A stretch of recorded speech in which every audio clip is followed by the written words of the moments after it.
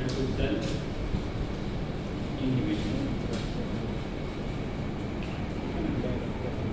ये पहली प्रॉपर्टी है। सेल टू सेल इनहिबिशन क्या होती है आपके पास, यूजुअली देखोगे आप लोग ना, तो एक जो नॉर्मल सेल है या एक जो टिश्यू है आपके पास, टिश्यू में आपके पास कुछ सेल रहते हैं, कुछ सेल यहाँ पे आपके पास पाए जाते हैं, और ये जो सेल आपको दिखाई देंगे ना, इनके बीच में आपको ना एक यूनिफॉर्म डिस्टेंस दिखाई देगा, यूनिफॉर्म डिस्टेंस दिखाएगा। क्यों? क्योंकि एक सेल के सरफेस एरिया के ऊपर अगर देखोगे आप लोग, यहाँ पे कुछ प्रोटीन्स पाई जाती हैं जिन्हें हम क्या बोलते हैं, ECM प्रोटीन बोलते हैं, एक्स्ट्रा सेलुलर मैट्रिक्स प्रोटीन बोलते हैं। ये नेगेटिव प्रोटीन्स होती हैं, ECM प्रोटीन्स, ठीक है। और इन ECM प्रोटीन में क्या काम होता है आपके पास कि दो सेल्स को पास में नहीं आने देती।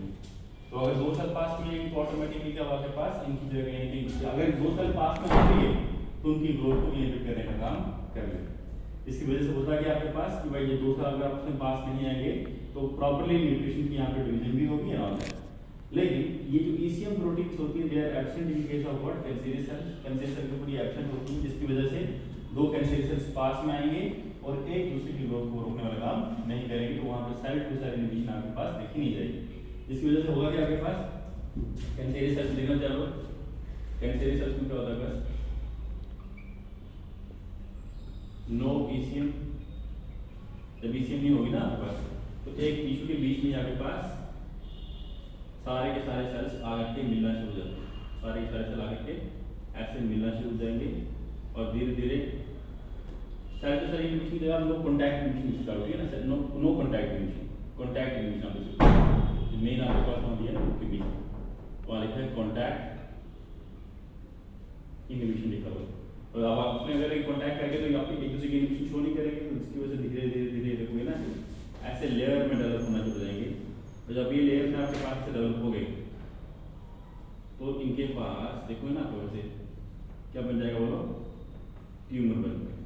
चला रही है पूरा सी टिश्यू में आपस ट्यूमर की फॉर्मेशन कर रहे हैं। ट्यूमर कैसे बना आपके पास, जब आपके पास नॉर्मल सेल्स जो आपको दिखाई दे रहे हैं उनके पास तो ECM प्रोटीन पाई जाती है, लेकिन जैसे किसी के पास आते हैं तो ECM को दूर कर देते हैं। ये प्रॉपर्टी ECM वाली जो है वो कैंसरी सेल्स के पास नहीं होती, इसकी वजह से सारे के सारे आपके पास सेल आपस में आके जुड़ जाते हैं और जुड़ने की वजह से ट्यूमर की फॉर्मेशन करते हैं। नाउ ट्यूमर भी आपके पास जो है दो तरह के, ट्यूमर भी आपके पास दो तरह के दिखाई देते हैं, एक को बोलते हैं बिनाइन ट्यूमर, एक को बोलते हैं बेनाइन ट्यूमर और एक को बोलते हैं what malignant tumour, malignant tumour. तो tumour there are two types, एक को बोलते हैं बेनाइन ट्यूमर, एक को बोलते हैं मैलिग्नेंट ट्यूमर। बेनाइन ट्यूमर की अगर बात करते हैं इसे एक और नाम से जानते हैं, it's known as localised tumour. क्या बोलते हैं, लोकलाइज्ड ट्यूमर। लोकलाइज्ड ट्यूमर का मतलब होता है कि ये एक स्पेसिफिक जगह पे ही पाया जाता है, एक स्पेसिफिक जगह पे ही पाया जाता है और वो इतना आपको कंसीरियस नहीं है, इतना हार्मफुल आपको दिखाई नहीं देता। एक पर्टिकुलर ऑर्गन में अगर किसके पास हो तो नॉन हार्मफुल आपको दिखाई देगा। हार्मफुल होगा ये लेकिन उतना हार्मफुल नहीं होगा जितना आपके पास ये मैलिग्नेंट वाला होगा। बाद में क्या होता है, इस लोकलाइज्ड ट्यूमर से अगर इसको हमने ऐसे इफेक्टिव नहीं किया, इफ रिमेन अनट्रीटेड,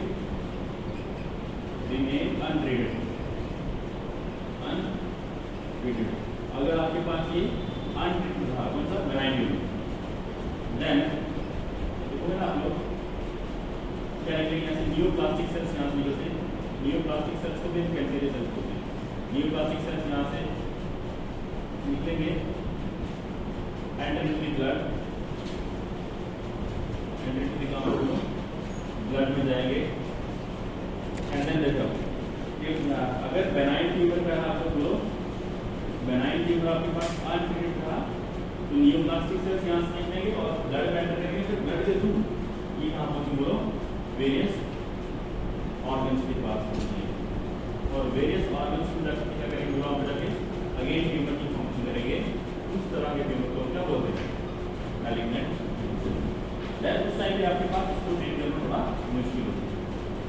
क्या कहा मैंने, अगर बेनाइन ट्यूमर को यहाँ से ट्रीट नहीं किया तो यहाँ से जो न्यूप्लास्टिक सेल्स निकलेंगे, कैंसरी सेल्स निकलेंगे, वो यहाँ से अल्टीमेटली ब्लड में एंटर करेगा, ब्लड से होते हुए वो वेरियस ऑर्गन के पास जाएंगे और वहाँ जाकर के ट्यूमर बनाएंगे।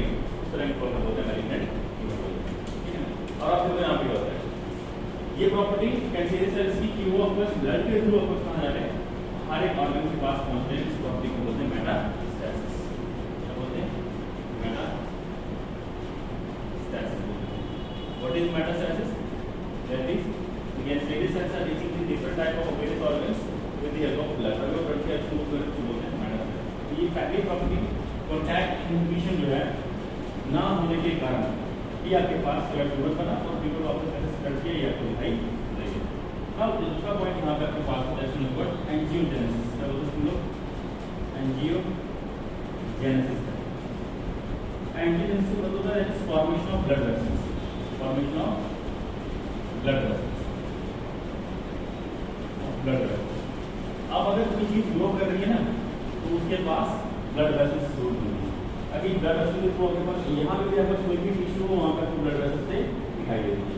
ताकि जितनी ब्लड वेसल्स होंगी उतनी उसके पास प्रॉपर न्यूट्रिशन आएगी। एक साइड जो ग्रो कर रहा है उसको प्रॉपर्ली ग्रो करने के लिए उतना आपस में न्यूट्रिशन होगी तो न्यूट्रिशन ब्लड के वजह से हुई जाए। आप देखोगे in case of cancerous cells there is formation of what? More and more blood vessels. यहाँ पे आपके पास ज़्यादा ब्लड वेसल बनेगा, more and more blood vessel. तो कैंसरियस सेल्स